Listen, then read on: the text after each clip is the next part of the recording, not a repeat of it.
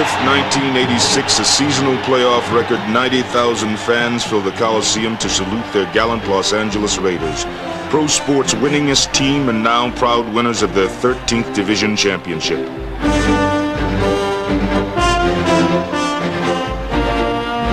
A relentless attacking Raider defense, often with 4 first-year starters, had led the AFC in most quarterback sacks and in fewest yards and first downs allowed.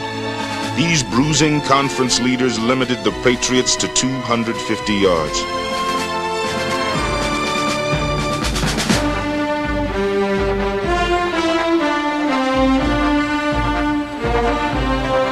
The massive offensive line of Henry Lawrence, Mickey Marvin, new starter Don Mosbar at center, Charlie Hanna, and Bruce Davis sprung Pro Bowl-bound Marcus Allen to run over, around, and through the eventual AFC champion Patriots for his 10th consecutive 100-yard rushing performance.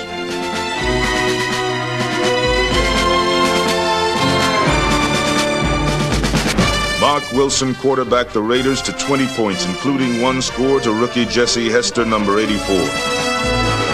But in this postseason tournament of turnovers, good bounces for the Raiders were few and far between, as their 12-4 season failed to propel them to a fit self. But no single day of defeat could diminish the season-long year of glory for these Los Angeles Raiders.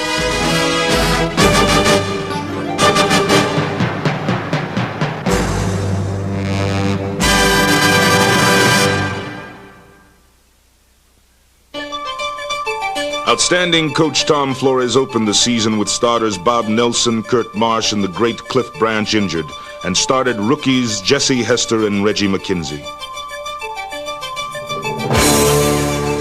Tough old pro Lyle Alzado provided leadership alongside younger stars like Howie Long, Mike Davis, and Rod Martin. Against the New York Jets, unyielding Raider pressure forced 10 sacks plus interceptions by youthful defenders Jack Squirek and Stacy Turan. Back deeper this time. Here's the rush. He's hit as he throws. Intercepted by Stacy Turan. The 25, the 30, the 40, left side 50. Down to the 40, down to the 30. Nobody close. All the way. Touchdown Raiders!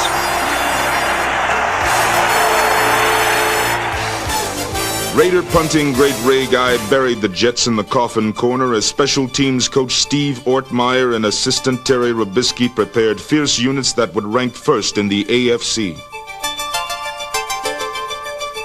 Two-time Raiders Super Bowl winner Jim Plunkett went early to Dokie Williams, one of 3 new offensive starters. Back is Plunkett. Sets up in a pocket. Going deep up the right side to Williams. Head and head with the defender. Marvelous catch! And he's out of bounds! Holy Toledo! Plunkett drops back. Sets up in the pocket. 3-man rush. Steps forward. Fake short. Goes long. Wide open. Williams. Touchdown Raiders! Jim Plunkett and the silver and black offense exploded for points and yardage as Marcus Allen exploited great design as a receiver, passer, and runner.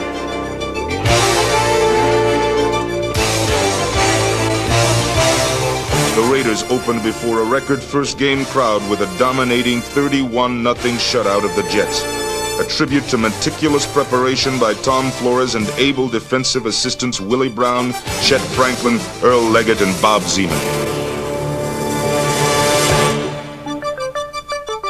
Following a loss in Kansas City, a record crowd of over 92,000 saw Jim Plunkett's season ended. Plunkett departed with renowned orthopedic specialist Dr. Robert Rosenfeld as the Raiders lost to the 49ers. In New England for a must-win game, number 84 first draft choice Jesse Hester paired with Dokie Williams, number 85, to give new starter Mark Wilson speed receivers who could target bombs 60 yards downfield. Wilson then found Williams for a long score before being sidelined with an ankle injury that brought talented rookie Rusty Hilger in at quarterback. With poise uncharacteristic for rookies but traditional for Raiders, Hilger calmly pointed the way to a touchdown for Pro Bowl-bound tight end Todd Christensen. The injured newcomer Fulton Walker used blockers Steve Strahan, Jack Squirek, and James Davis to total 111 yards. On defense, Howie Long, a major problem for enemy blockers, played with skills and intensity that would make him the year's most honored lineman. Number 99, Sean Jones, joined other combat-ready youngsters Bill Pickell, Matt Millen, and veteran Brad Van Pelt, number 91, to overpower Patriots. The Raiders' attacking defense forced turnovers and touchdowns, harassing Patriots passing. Lester Hayes equaled a team record with his 4th career scoring interception, while swift young cornerback Sam Seal, number 43, scored his first as a pro.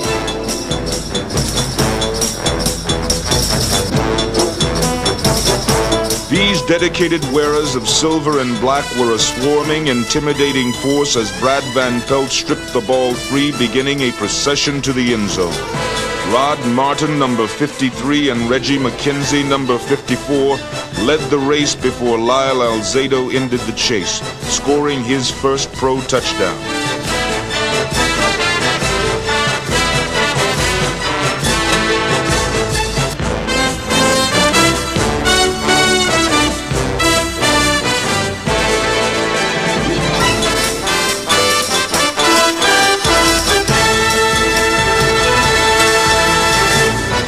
Before a record crowd for a Raider home game against the Kansas City Chiefs, Los Angeles played errorless football. The defense allowed just 10 points while inflicting 6 sacks. The fan-pleasing assault by Howie Long, Sean Jones, and number 93 Greg Townsend hounded and pounded, creating interception opportunity for number 26 Van McElroy, who later forcefully denied a sure touchdown with a punishing hit.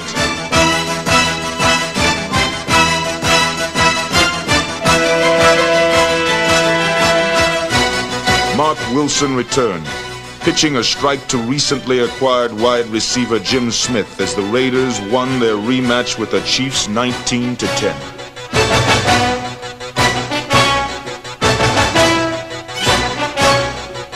Against New Orleans, a late hit temporarily sidelined Mark Wilson.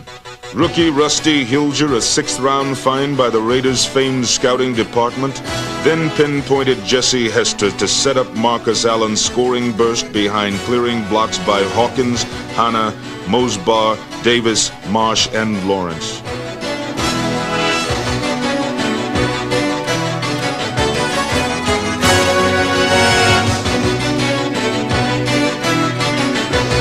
His shoulders strapped by trainer George Anderson, Mark Wilson returned, using protection by number 74 Shelby Jordan to find Marcus Allen breaking free cross-field as number 27 Frank Hawkins raced to help.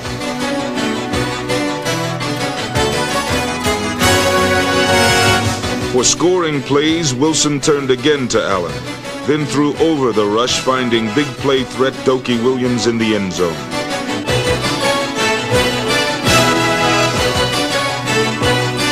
Defensively, Bill Pickell with 11 tackles led an attack, producing 4 turnovers, 4 sacks, and a safety by Lyle Alzado as the Raiders mastered the Saints 23-13. Week 7 in Cleveland found the hostile Raiders primed and ready, dominating one of the top rushing teams with gang tackling by Reggie McKenzie, Mike Davis, Matt Millen, and Rod Martin. Innovative design by skilled offensive coaches Sam Bogosian, Larry Kinnan, Bob Meshach, Art Shell, Tom Walsh, and Ray Wilsey created opportunity for alert Frank Hawkins. Commitment to excellence was obvious as halfback Marcus Allen went over for first downs and up for touchdowns. This classic battle demonstrated how far heart and determination can take a team, as with just 29 seconds left, Mark Wilson behind unyielding block. Week 8 challenged the Raiders' incredible 16-year undefeated Monday night home record. Against the Chargers, angry defenders Mike Davis, James Davis, Otis McKinney, and Mike Haynes blockaded receivers and receptions.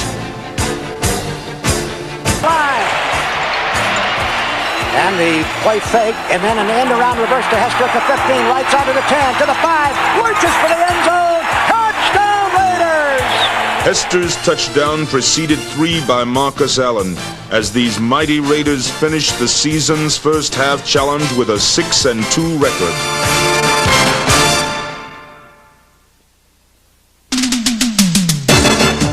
Following a disappointing loss in Seattle, the Raiders traveled to San Diego for a scoring shootout.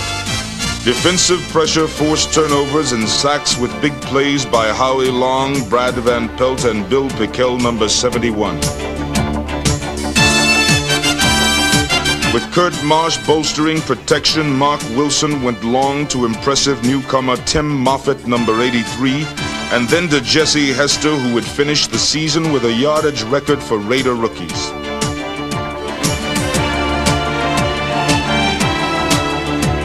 Los Angeles went ahead late on a touchdown. Captains Derek Jensen and Dave Dalby celebrated their 100th and 200th consecutive games respectively. Lyle Alzado was sidelined by a season-ending injury, but under silver and black helmets, rugged defenders like Howie Long and Reggie McKenzie pledged mind and muscle, as did number 93 Greg Townsend, Sean Jones, and Bill Pickel to hold Cincinnati without a touchdown. The heat was on as Marcus Allen again topped 100 yards rushing and caught a Wilson pass for the only touchdown as the Raiders kept winning 13-6. First place was at stake in Week 12. With Mike Davis and Van McElroy injured, Stacy Turan and Otis McKinney started at safeties, and with linebackers Jeff Barnes and recently acquired Jerry Robinson helped limit Denver to 290 yards. Raider pressure football, not percentage football, produced 420 yards featuring receptions by halfback Kenny King and Raider tied this season by Andy Parker and Trey Junkin, number 87, who scored his first pro touchdown. Then came vintage Marcus Allen. Here's Hester in motion. A Marcus Allen special of 61 yards. Let him roar. Allen's run helped the Raiders into overtime. Wilson back. Here comes a blitz by Mecklenburg. It's picked up. He throws. He's got a completion. Williams breaks a tackle at the 50. He's down to the 45. Breaks 2 more tackles. He's at the 40. He's at the 30. 2 men driving at him to the 25. What a run by Dokie Williams. Dave Dalby to snap. Wilson spots. Barr kicks. Good! The Raiders win in overtime. Chris Barr's kick before 80,000 fans earned the Raiders a first-place tie with the Broncos. In Week 13 in Atlanta, rain greeted Davis, King, Jordan, Van Pelt, and the visiting Raiders. With Sean Jones, number 99, now the established starter, the defense struck for 3 turnovers and 5 sacks. Precision passing produced a scoring avalanche, including touchdowns by Mark Wilson to young flyers Jesse Hester and Dokie Williams. The NFL rushing lead was captured by Marcus Allen, who gained 156 yards, as battle-hardened blockers Charlie Hanna, Frank Hawkins, Mickey Marvin, and the entire offense stormed through Atlanta, ensuring the Raiders' 19th winning season in the last 20 years. Tom Flores and the Raiders invaded Denver, tied for first in the AFC West. Pro Bowl selection Howie Long and others forced turnovers with number 57 Jerry Robinson and number 45 James Davis, helping limit the Broncos to 200 yards.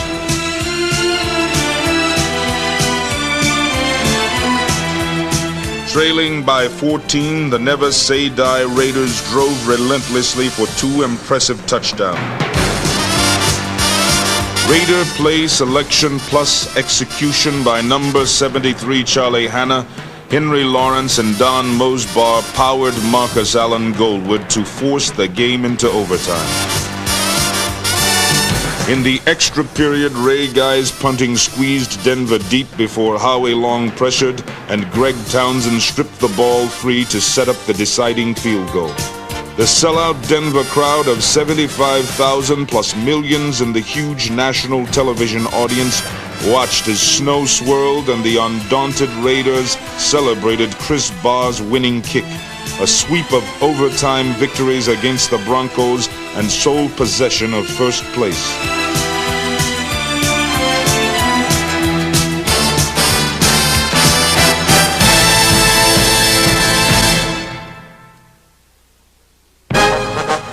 As Raiderettes performed, the Los Angeles Raiders, now thundering down the stretch toward a 15th year in the playoffs, needed just one more win to clinch their 13th division championship.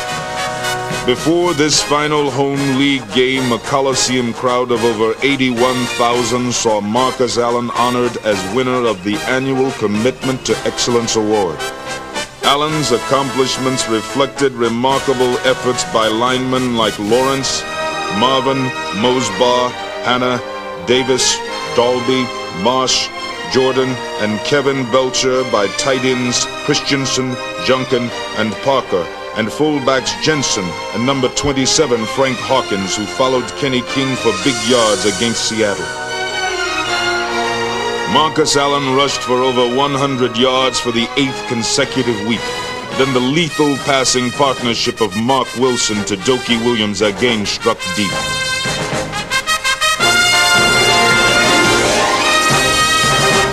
The Raiders outgained Seattle nearly 2-1. But statistics are the measure of accomplishments, not the measure of men, and Raider manpower was awesome. Continual pressure by defenders Long, Piquel, Townsend, and Jones forced quarterback sacks and interception opportunities for Pro Bowl choice Mike Haynes, demonstrating from sideline to sideline that second effort is first nature for these proud Raiders.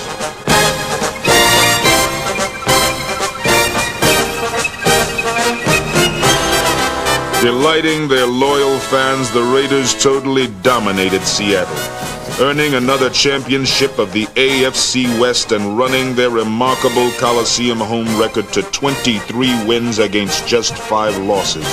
For cornerback Lester Hayes, Coach Tom Flores, and the Raider organization, 6 wins in a row was just 1 game away in nearby peaceful Anaheim.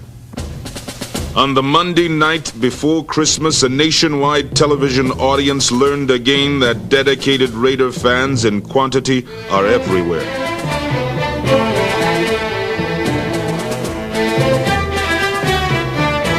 Against the Rams, Marcus Allen followed inspired blocking to his 9th consecutive 100-yard game, becoming the first Raider to capture the NFL rushing title. Overcoming key injuries, the ominous, intimidating defense held the Rams to barely 200 yards and collected 6 sacks with major contributions from number 98 Mitch Willis, Elvis Franks, Greg Townsend, Rod Martin, Mike Davis, Matt Millen, and Jeff Barnes. The Raiders have dominated play, time of possession, number of plays. Brought back, 3 wide receivers. Throws underneath to Hunter. Hunter veers away from Barnes, loses the ball. Barnes takes it out of midair to 25, 20, 15, falls, scrambles, crawls, swims, stops at the 9-yard line. I don't believe it. Barnes' great effort typified Raiders' skill and daring, as Mark Wilson established air superiority with 19 completions, including bombs to rookie regular Jesse Hester and football's top pass-catching. Christensen's catch set up a 51-yard field goal by Chris Barr behind Dalby's perfect snap and flawless blocking by Davis, Jensen, Martin, and the rest. But the clinching score in this Raider triumph came in the final quarter. Back goes Wilson. Here comes an all-out blitz. Quick release, single coverage. Williams, touchdown Raiders! Holy Toledo! What a great call and execution by Mark Wilson to Dokie Williams. A 21-yard scoring pass that gives the Raiders that much sought-after breathing room. How about one Holy Toledo for that? The Monday night conquest added another glorious entry to 2 incredible Raider records.